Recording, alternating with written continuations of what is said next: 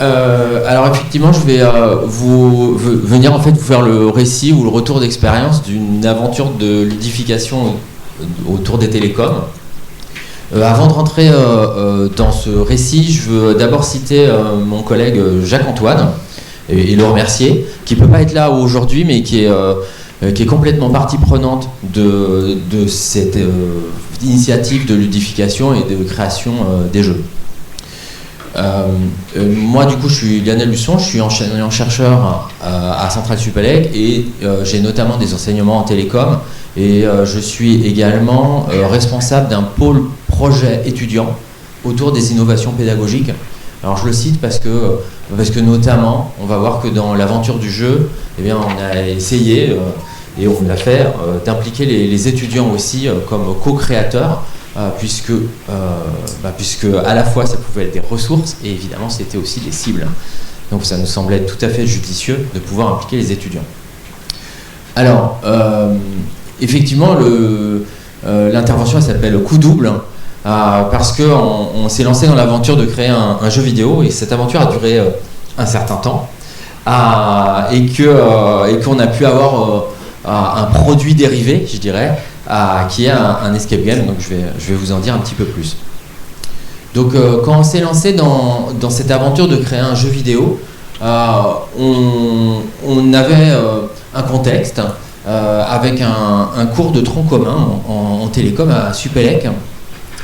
Donc un cours d'introduction assez global au télécom et qui était vécu par les étudiants comme quelque chose de difficile. Il y avait pas mal de concepts à mobiliser.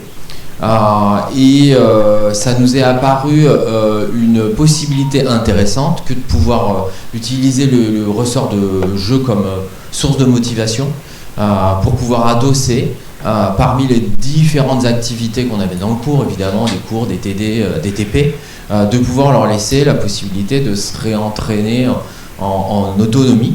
Et donc on est parti sur la création d'un jeu avec des dynamiques autour des jeux vidéo et des escape games avec des énigmes, et le but du jeu c'est que les énigmes puissent mobiliser les mêmes manipulations d'objets que ceux qu'on voulait manipuler dans le cours.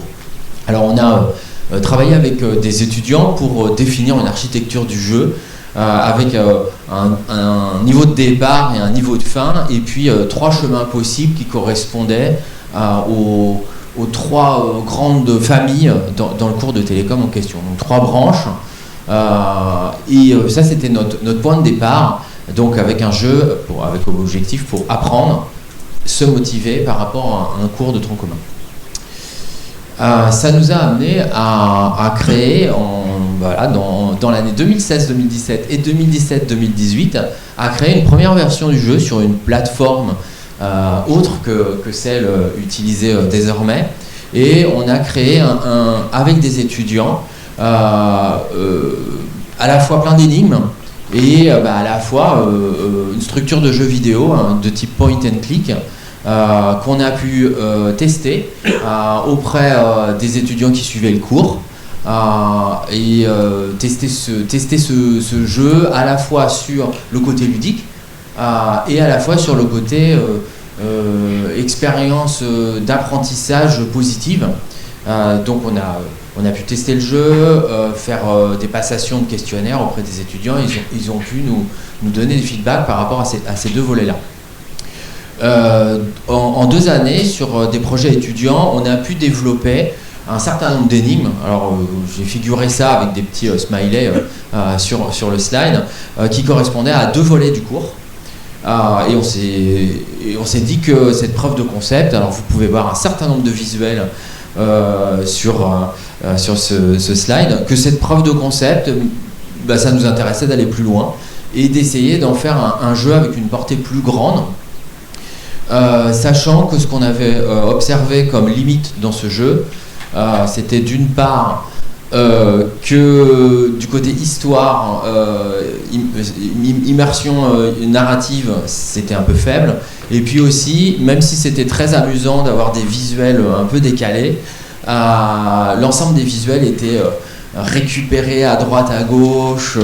Donc il y avait plein de clins d'œil à plein d'éléments de la pop culture ou de la game culture, mais on ne pouvait pas pérenniser et consolider ce type de jeu.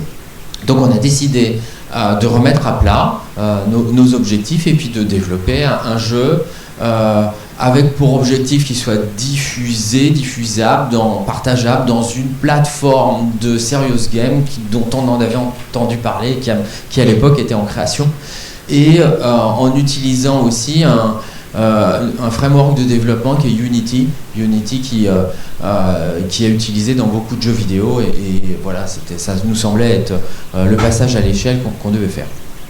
Donc on est parti là-dessus. Et puis ça nous a amené à suivre deux chemins en parallèle. Donc le chemin du jeu vidéo et puis le chemin d'un escape game. Donc dans le chemin du jeu vidéo, on a fait un cahier des charges. Il y a un appel à projet OSE qui a été obtenu, qui nous a permis de mobiliser des graphismes, des game designers, pour accompagner la création du jeu. Donc comme je l'ai dit aussi, en utilisant un environnement Unity interopérable. Et puis on s'était basé aussi sur l'implication d'étudiants, notamment dans le développement. Là on a eu un certain nombre de retards et de difficultés, notamment parce que on a eu du coup une fusion entre Centrale et Supélec qui a occasionné un changement d'organisation du cursus d'ingénieur et en approche compétences. Donc c'était aussi un challenge en fait que de se réadapter à ce nouveau contexte. Et puis on a eu la phase Covid qui a rendu quand même les capacités de développement avec et par les étudiants plus difficiles. Donc on a pris du retard et du coup face à ce retard, on a décidé de pouvoir exploiter l'ensemble des énigmes qu'on avait conçues dans la première phase. On en avait beaucoup et on a fait du coup un escape game physique synchrone qu'on a pu tester dans une première version, en prototype, une preuve de concept, et puis après qu'on a pu consolider, et il est utilisé depuis 2021 dans la dernière année en spécialité télécom. C'est un escape game qui s'appelle Bienvenue en télécom. Je dirais quelques mots sur cet escape game. Et puis pour poursuivre l'aventure du jeu vidéo, on a pu utiliser du coup l'appel à projet Jeux Sérieux, travailler avec Ikigai et avoir du coup l'aboutissement du développement qui crée une branche complète, jouable bout en bout comme une histoire du jeu, et c'est donc le jeu Alaya et le secret de Ming A. Donc, je vais dire quelques mots sur ces deux produits maintenant, de production. L'escape game télécom, c'est donc un escape game physique utilisé en synchrone. Il a aussi été réalisé en mettant en contribution des étudiants donc, du pôle projet innovation pédagogique. On l'a complètement... on a créé un univers qui est pas le même que l'univers du jeu vidéo. Il y a deux univers différents qui ont été développés. Et évidemment, c'est un escape game qui reprend des mécaniques des escape games avec une salle, une durée qui est inférieure à 1 heure. Et on a pu ainsi produire cet escape game. Donc avec 3 branches qui reflètent les 3 branches constitutives, on va dire, des grands enjeux des télécoms. Et puis une énigme finale pour pouvoir résoudre l'escape game. Donc rapidement, cet escape game, c'est donc un escape game qui a des finalités de cohésion d'équipe. Il vise aussi à remobiliser les connaissances antérieures, et c'est un escape game qui est utilisé lors de l'accueil en spécialité télécom, sachant que les étudiants dans la nouvelle architecture de notre cursus, ils ont tous des parcours hyper diversifiés. Ils peuvent partir en césure, ils ont une très grande diversité de parcours, potentiellement ils ne se connaissent pas en arrivant, Donc c'est l'objectif de leur faire vivre une expérience conviviale de cohésion. Et puis potentiellement, ils ont un tout petit peu les idées loin par rapport aux télécoms, donc du jeu, les remettre dans le bain, les remobiliser par rapport à ça. On le fait lors d'une journée d'accueil et on le fait en croisement avec des rencontres qu'ils ont avec les doctorants. Du coup, on anime 6 sessions, enfin 2 fois 3 sessions. Et à la fin, ça se termine par un petit pot convivial, voilà, histoire d'être dans l'intégration. Donc après cet escape game, c'est un escape game avec un univers des pirates de l'espace. Les joueurs sont coincés dans un vaisseau qui va être en autodestruction. Voilà, ils sont dans un environnement un peu immersif, avec des décors qui sont avec les moyens dont on dispose, mais qui sont quand même qui participent à l'immersion. Et puis ils résolvent des énigmes, ils sont en équipe, ils sont typiquement 5 joueurs. Les animateurs du jeu sont les profs, donc Jacques et moi, animons le jeu et surtout on fait le débriefing à l'issue de l'escape game pour consolider les apprentissages. Donc c'est très apprécié par les étudiants. On fait des évaluations des enseignements chaque année et là voilà, c'est pas noté de toute façon. Il y a un côté convivial qui fait que c'est systématiquement très apprécié. Maintenant, si je parle de l'autre produit, donc c'est notre objectif de départ, le jeu vidéo. Donc on a désormais abouti depuis cette année à un jeu point and click donc, qui s'appelle Alaya et le secret de Ming-Ha. Donc il y a un petit jeu de mots dans le titre, éventuellement s'il y a des experts qui connaissent Aming, voilà, il y a un petit clin d'œil par rapport à ça. Et donc on a un jeu qui est un jeu en 2D où le joueur va se déplacer dans différents décors et plateaux et devoir résoudre un certain nombre d'énigmes. Des énigmes qui vont mobiliser les codes. Alors dans les télécoms, il y a beaucoup de choses sur des codes de différentes natures. Et donc on va amener les joueurs à faire des codages et des décodages de différents codes. Donc là on voit quelques visuels.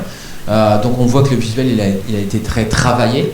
Le visuel il est très apprécié par les étudiants. Ça joue aussi sur leur appétence à vouloir jouer au jeu, l'aspect visuel. Et donc ce jeu, on l'avait conçu au départ comme devant être adossé à un cours de télécom, mais ce cours, historiquement, il n'existe plus, il en existe d'autres.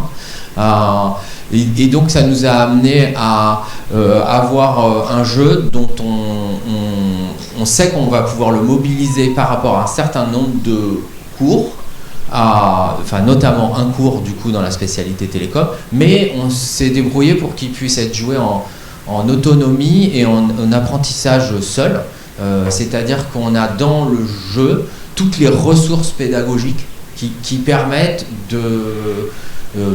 d'apprendre des télécoms pour pouvoir jouer au jeu.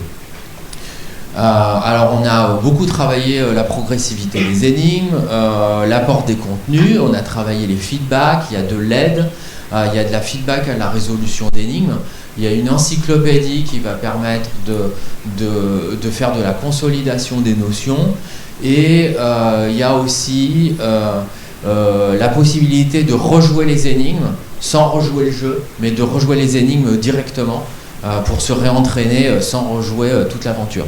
Alors le jeu il dure typiquement 4 heures, on l'a conçu pour que les étudiants jouent 4 heures et ils consacrent ces 4 heures en plus du cours. Donc on utilise ce jeu actuellement depuis l'année 2024-2025 adossé au cours de télécom. En fait il y a un lien qui est fait avec l'escape game qui était là en accueil de l'option télécom et là on fait un petit lien sur le fait que pour poursuivre le cours de codage correcteur d'erreurs, on leur donne des jalons sur là où ils doivent en être dans le jeu, mais ils y jouent en autonomie. Sachant aussi que habilement, il y a des liens indirects mais quand même présents entre les contenus du jeu et ce qui va se passer à l'examen et les notions qu'on manipule évidemment en cours et en TD.